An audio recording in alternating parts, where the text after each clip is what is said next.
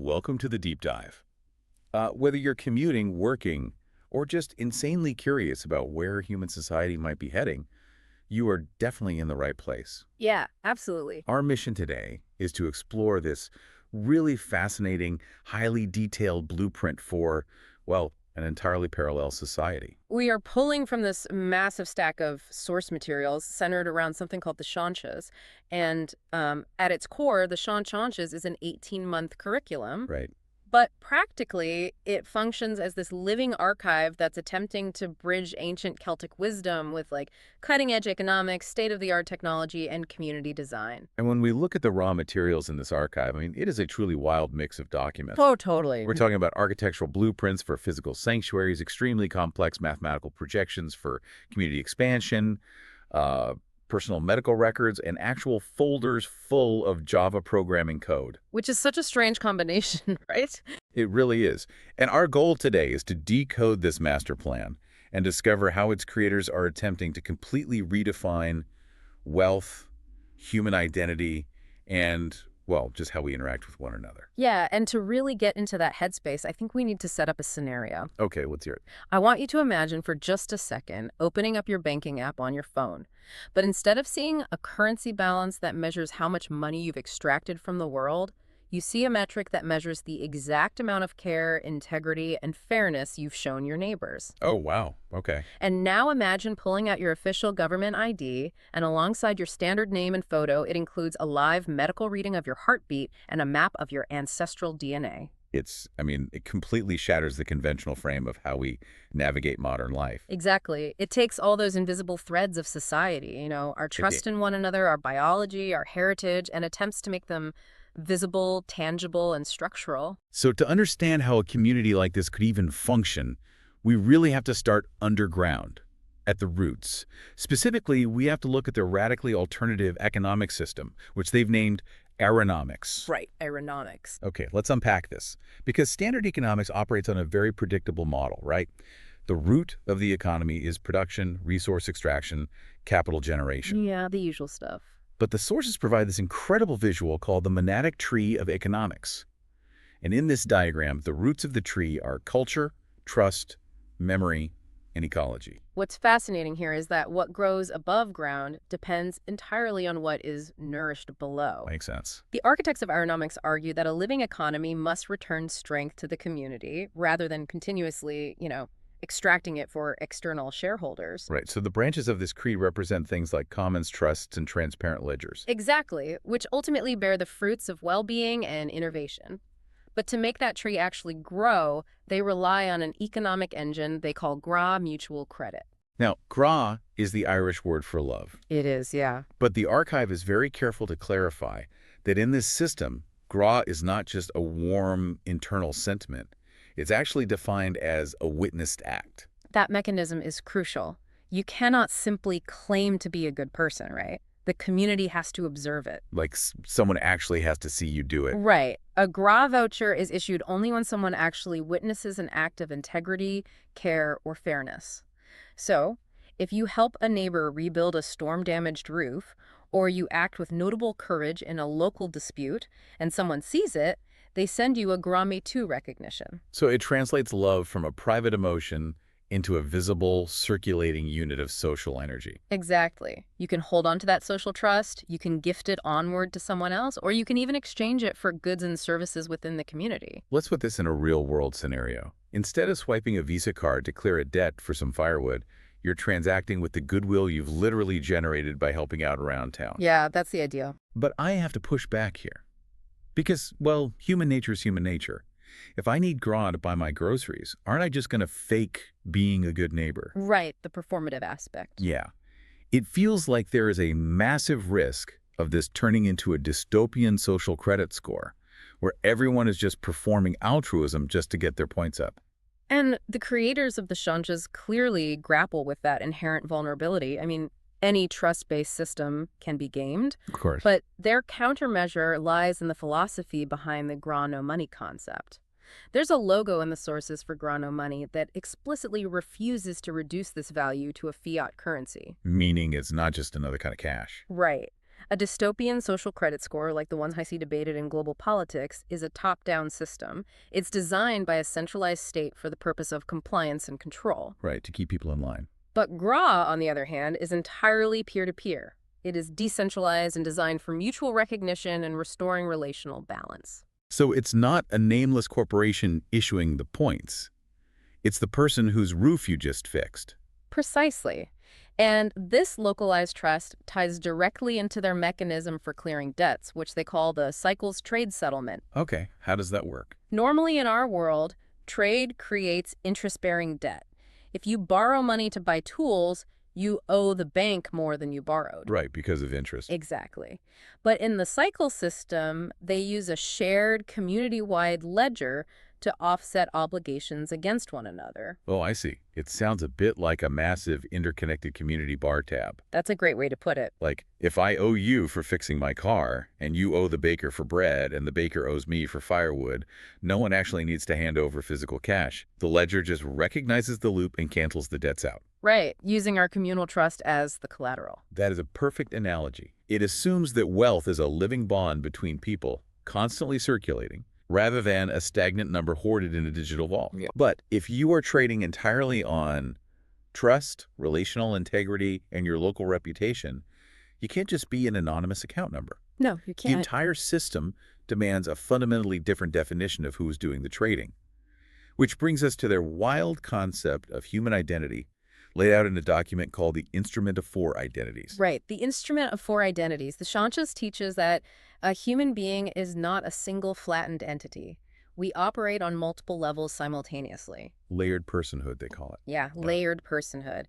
According to the framework, you consist of a spiritual essence, an ancestral lineage, a living physical body, and an administrative mask. And the evidence they use in the archive to validate these four layers is just mind-bending to see placed side by side. It really is. Like, to prove the physical body, they include a literal medical ECG, a printout showing the electrical rhythm of a beating heart. Which is such an intimate thing to document. Vulnerability and life captured right Yeah. there on paper. And then right next to that, they document ancestral lineage using modern DNA testing. Right, they specifically highlight a haplogroup record. And for anyone unfamiliar, a haplogroup is basically a genetic population group that shares a common ancestor.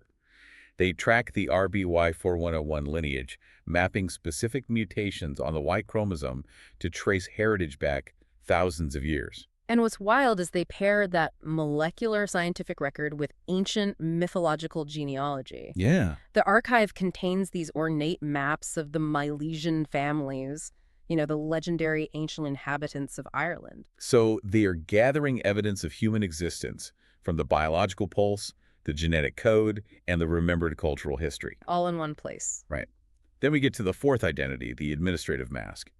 And this is the part that literally made me stop in my tracks. Here's where it gets really interesting. Yeah, because right next to the beating heart printout and the ancient genealogical maps, they file a highly bureaucratic, entirely mundane government letter from Interior. Which is the modern Irish social welfare service. Right. Usually when you study alternative back to the land communities, their first move is to reject the modern state entirely. Oh, absolutely. They rip up their passports, they go completely off the grid, they refuse to pay taxes. Exactly.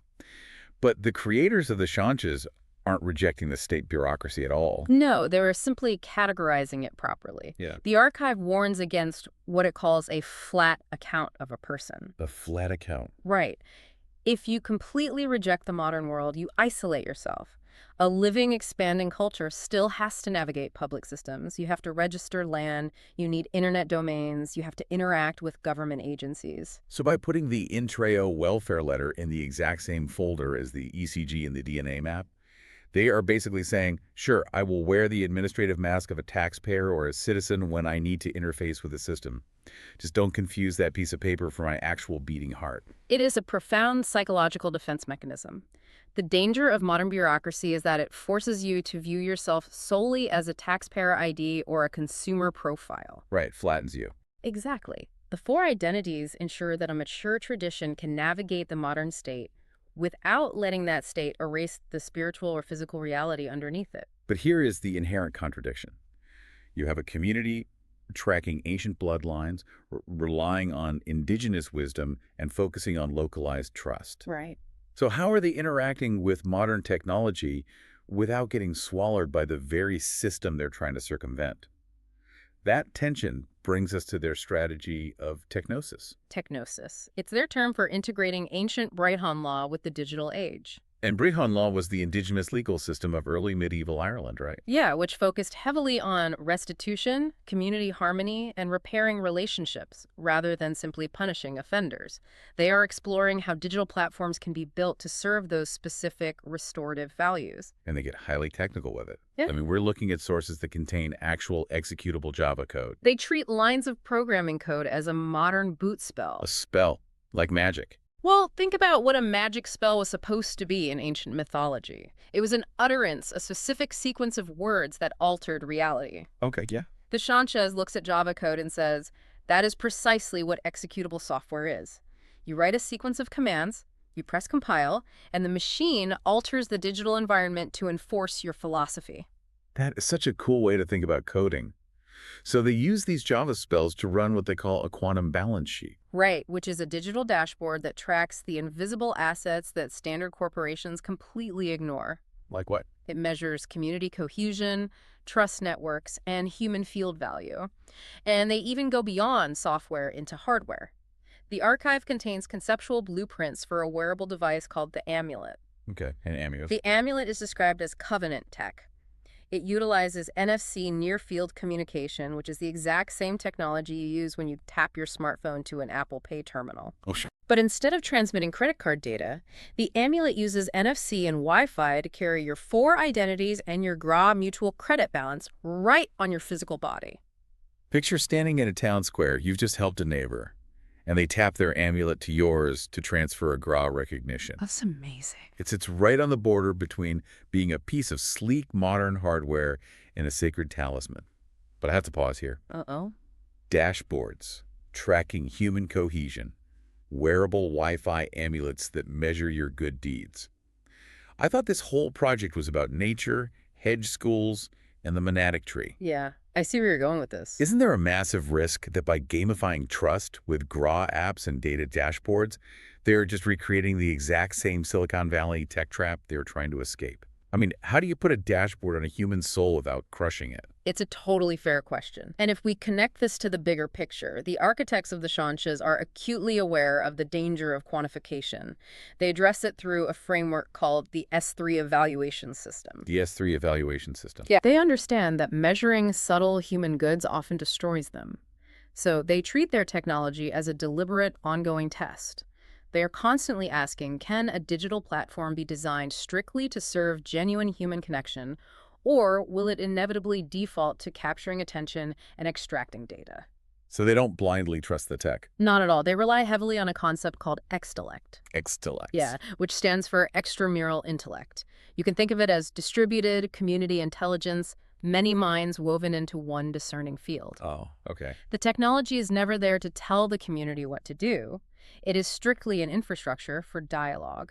The dashboards don't replace human judgment. They're simply designed to prompt accountable reflection among the extellect. So the tech is just the nervous system, but the community remains the brain. Exactly. Okay, we have this intensely complex philosophy. We have GRA economics, layered identities, ancient Java spells. But how do you actually get normal people on board with this? I mean, how do you scale an entirely parallel society from an abstract blueprint into reality? That responsibility falls to the Scoil Falduchas, which translates to the hedge school. The physical home for this pedagogy is based at a place called Hopesgate Cottage. Which is located in the ancient historical territory of Ossory in Ireland, right? Yes. And the teaching method they use is incredibly specific. It takes place over an 18-month cycle, and it is anchored by weekly Thursday dialogue circles. And these circles are strictly capped at 12 people. They don't gather to listen to a lecture or read the archive like a standard textbook. They actually read it to identify patterns. And they guide these circles using the 4 quiet questions. When presented with any document or concept, the group asks, what is shown here? What is this pointing toward? How does it belong within the wider Seanchas? And finally, what kind of teaching conversation could grow from it? It's really an apprenticeship in transmission. Exactly. The goal of the 18 months isn't just to memorize the material so you can pass a test. The goal is to become a trustworthy carrier of the memory, so you are capable of teaching it to the next group of 12. And the math behind how they plan to spread this is staggering. Oh, the math is incredible. It relies on a geometric progression model they call Muse-Andrew rhythm. Right. And the mathematical projection in the sources works like this. If you start with an initial cohort of just 12 people, and over that 18-month cycle, each of those 12 people learns the system well enough to go out and teach 6 new people. Hmm. The numbers explode. Yeah, it's exponential. The math here is wild. The projection stakes that by the 16th cycle, which is exactly 24 years, that original group of 12 would have expanded to teach 6.77 trillion people. Which is a huge number. Yeah, obviously 6.77 trillion is hundreds of times larger than the entire human population of Earth. Right. It is a theoretical maximum, serving as an analogy from mycelial exponential growth. So what does this all mean? It actually reminds me of keeping a sourdough starter in your kitchen. Oh, I like that. Yeah, like when someone gives you a piece of sourdough starter, you don't just bake one loaf of bread and consume it. You feed the dough, you keep it alive, you bake your bread, and the implicit expectation is that you will eventually divide your starter and hand a piece to your neighbor so they can feed their own street. That's a perfect way to look at it. The 6 trillion number is just showing the power of the starter. Realistically, the archive shows that to reach 5 million people, which is roughly the entire population of the Republic of Ireland, the math dictates it takes just over 12.2 years. Which is a very real, very achievable timeline for cultural transformation. For sure. But to make that exponential growth achievable, they have to completely demystify the labor of teaching. That is why, amidst all the poetry in ancient law, the archive includes images of something called the workbench. Oh, the workbench. I love this part. Yeah, these are literal screenshots of a modern MacBook desktop littered with scattered files, draft folders, and works in progress. I just love that they included the messy desktop. It grounds the entire project.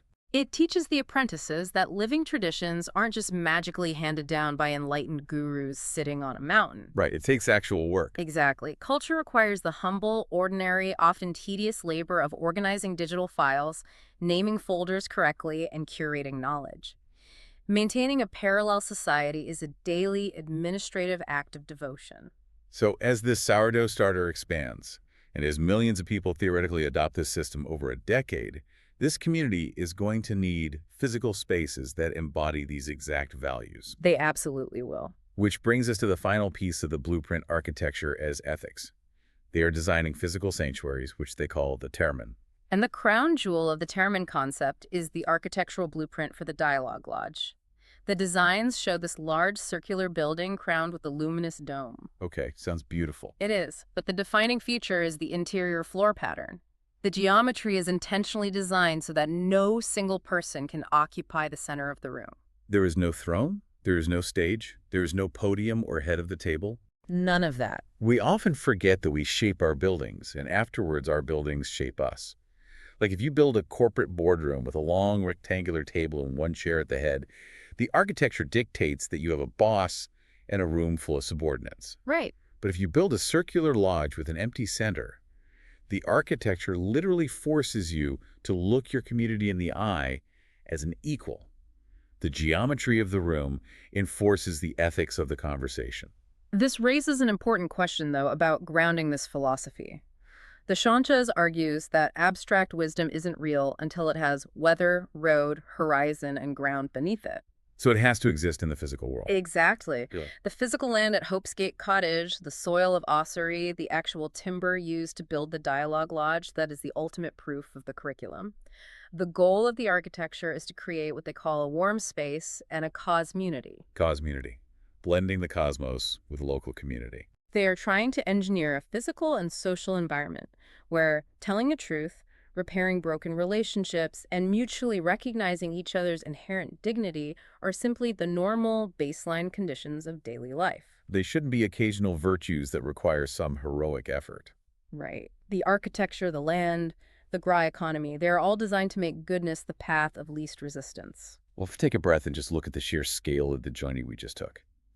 We started with Gra Mutual Credit, learning how a localized ledger can turn witnessed acts of care into a visible, circulating currency that clears debt without banks. Yeah, that alone is huge. Right. And then we looked at how a single human being is defined by 4 distinct layers, from the electrical pulse of a heartbeat on an ECG to an intrao welfare letter, keeping the state satisfied. We saw how ancient Brehon law is being translated into Java code spells, and how NFC amulets might track our social trust. And we explored hedge schools designed to scale exponentially to millions in just over a decade, and circular sanctuaries built out of timber to enforce human equality. It is a breathtakingly intricate, rigorously thought-out blueprint for a totally different way to live. But why should you, the listener, care about this highly detailed alternative framework emerging from Ireland? Because honestly, the Seanchas acts as a mirror. It really does. You don't have to move to Hope's Gate Cottage to feel the weight of what they're asking. It forces you to look at your own daily life and ask some tough questions. What invisible ledgers of trust, care, and hidden debt are you operating under right now in your own neighborhood or workplace without even realizing it? It asks you to evaluate how you present yourself to the world. Are you navigating your life entirely through your administrative mask?